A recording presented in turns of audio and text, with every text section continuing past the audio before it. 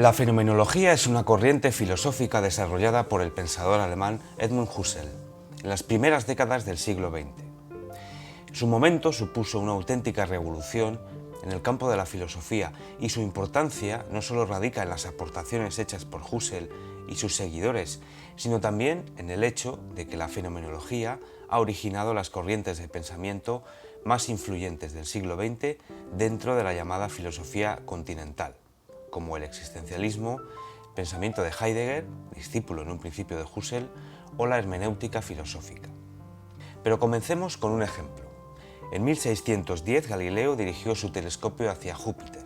Tras unas semanas de observaciones descubrió las 4 mayores lunas de Júpiter que hoy conocemos con los nombres de Europa, Io, Ganímedes y Calisto. Las lunas estaban ahí antes de que Galileo las observara con su telescopio. Su existencia, como la de cualquier objeto del mundo, no depende de que las observemos o tengamos noticia de ellas. Esto es lo que define a un objeto real.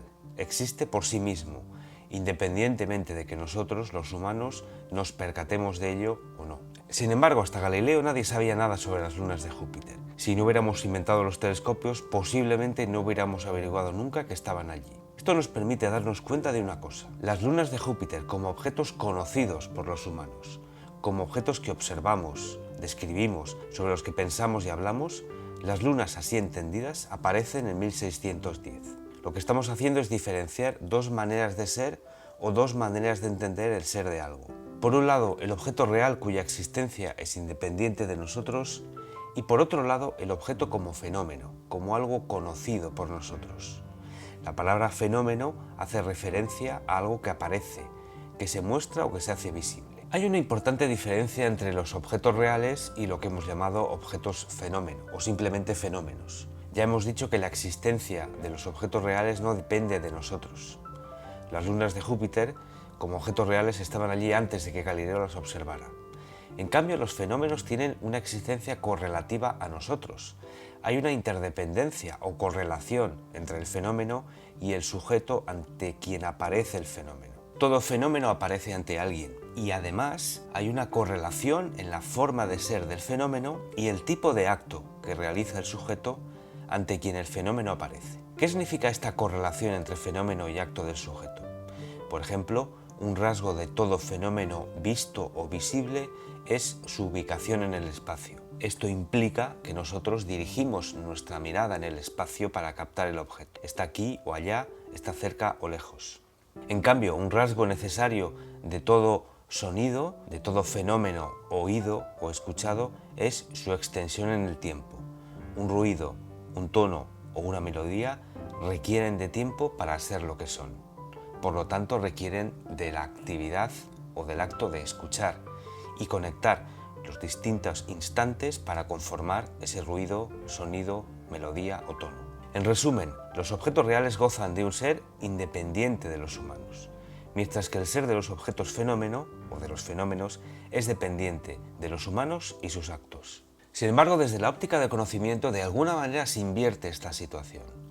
La certeza en la existencia de un objeto real depende de muchos supuestos, porque ¿cómo sabemos que las lunas de Júpiter existían antes de que Galileo las observara? La respuesta parece obvia. Las leyes de la física y nuestro conocimiento general de la naturaleza nos indican que no pudieron aparecer allí el día antes de que Galileo miró por su telescopio.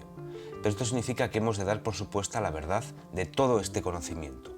Con un ejemplo más sencillo: si meto una piedra dentro de una caja, sé que la piedra está allí aunque ahora no la vea. ¿Cómo lo sé? Simplemente porque doy por supuesto que los objetos, como las piedras, no se esfuman, que permanecen existiendo y no desaparecen en la nada sin motivo alguno. En resumen, el objeto real goza de existencia independiente, pero solamente si damos por supuesto que las cosas en el mundo natural funcionan como habitualmente funcionan. Sin embargo, con los objetos fenómeno tenemos una situación completamente distinta. El objeto fenómeno es el que aparece y por lo tanto su existencia como fenómeno es evidente. Lo tengo delante.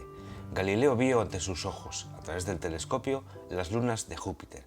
Aquí la evidencia es directa, no se requieren supuestos. Sin embargo, alguien podría decir: ¿cómo estamos seguros de que Galileo vio estas lunas? ¿No podría habernos engañado o haberse engañado?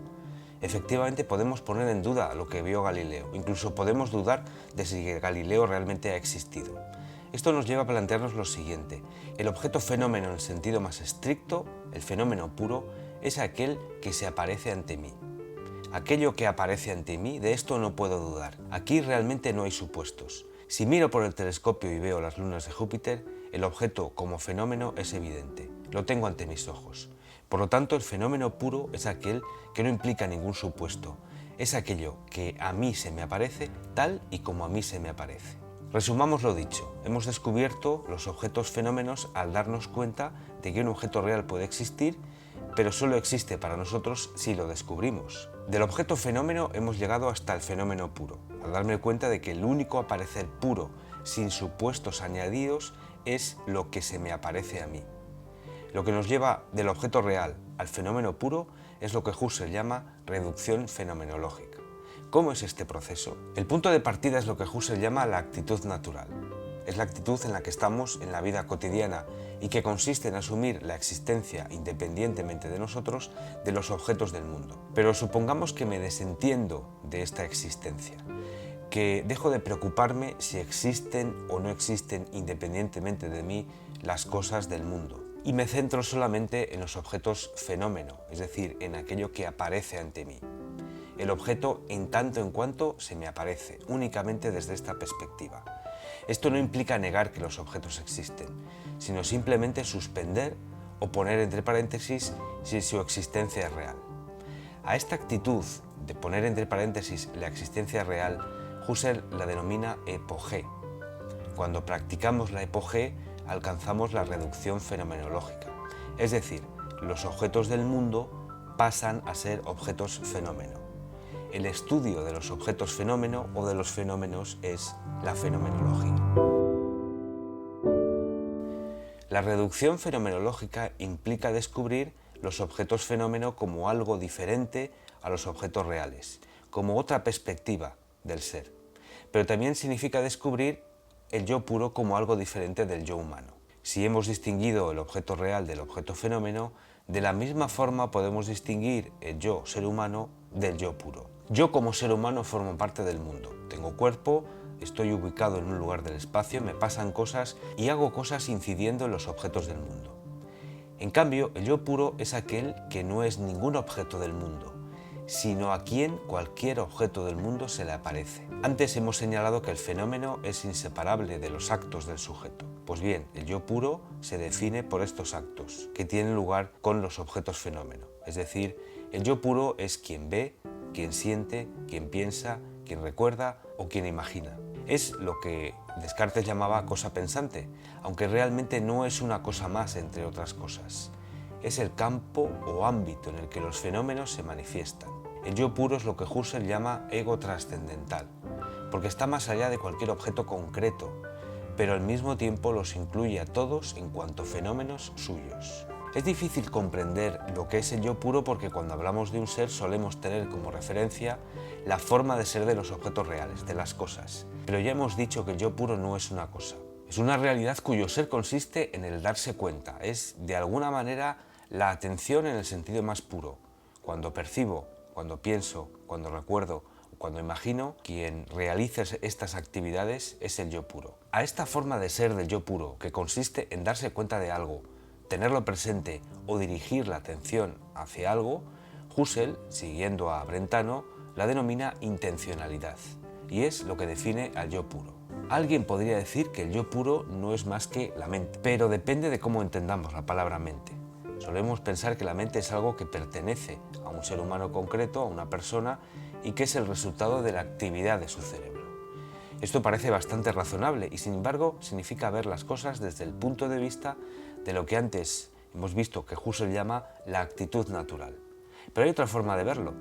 Si decimos que la mente es la actividad del cerebro, estamos diciendo que ha de existir el ser humano y su cerebro primero para que pueda existir su mente y sus actividades mentales. Pero podemos preguntarnos cómo hemos llegado a averiguar que el cerebro existe y cómo hemos llegado a comprender su funcionamiento, si no es utilizando precisamente la mente.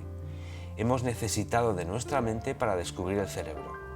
Desde esta perspectiva, la perspectiva del conocimiento, parece que lo primero ha sido la mente y luego, gracias a la mente, hemos averiguado el papel del cerebro. Desde el punto de vista de la actitud natural, el cerebro precede a la mente, en el sentido de que sin cerebro no hay mente. Pero desde el punto de vista del conocimiento, desde el punto de vista fenomenológico, la mente precede al cerebro porque es la mente la que descubre el cerebro. El punto de vista fenomenológico es el punto de vista filosófico, porque es el que va a la raíz y al origen. Por lo tanto, el yo puro no es una cualidad o propiedad de un ser humano, más bien es el origen o raíz de todo fenómeno. Es donde todo fenómeno se da originariamente. La fenomenología nos descubre que lo básico, lo fundamental, lo originario es el yo puro y sus fenómenos.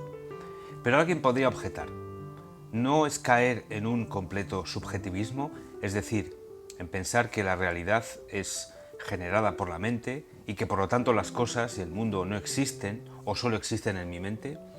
Según este punto de vista, no habría nada objetivo, todo sería subjetivo, producto del sujeto, del yo. Este tipo de subjetivismo está muy lejos de la intención de Husserl. ¿Por qué? El paso de la actitud natural a la actitud fenomenológica no implica negar la existencia de las cosas, sino que es un cambio de perspectiva, que nos permite entender que para que podamos considerar que algo es real, ha de ser primero fenómeno. Por otro lado, la reducción fenomenológica nos descubre que sea lo que sea que creamos, pensamos o afirmamos que existe, el yo que cree, afirma y piensa siempre está ahí. Cualquiera de las cosas que creemos, pensamos o afirmamos que son en el mundo pueden ser o no ser, pero lo que no puede no ser es el yo puro.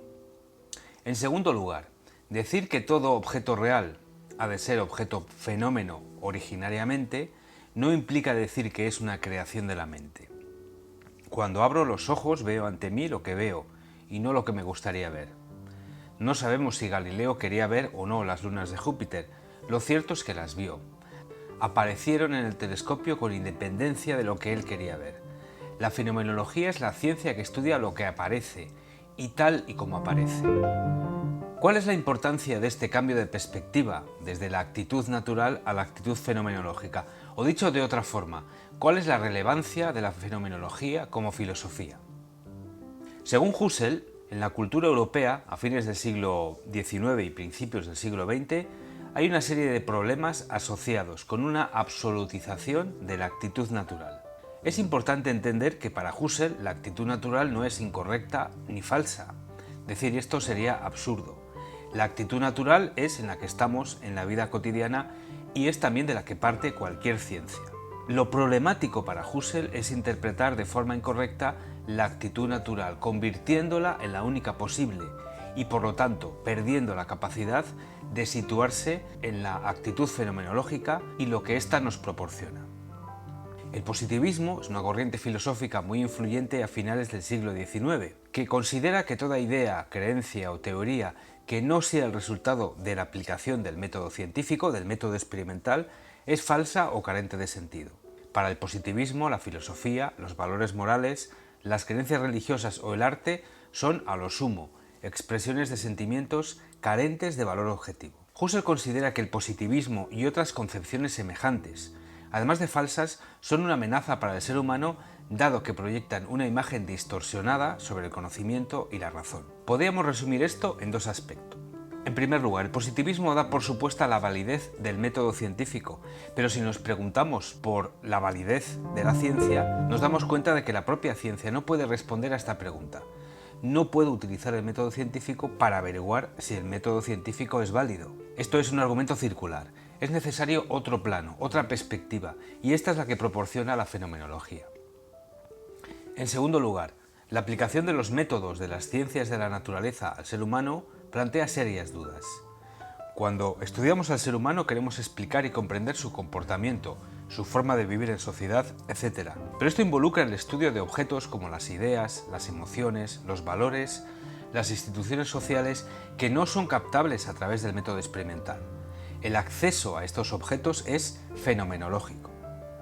En definitiva, para Husserl, la fenomenología es el camino a través del cual podemos alcanzar una comprensión más lúcida sobre el conocimiento, la razón y el ser humano, que es, en definitiva, el objeto que la filosofía se ha propuesto siempre.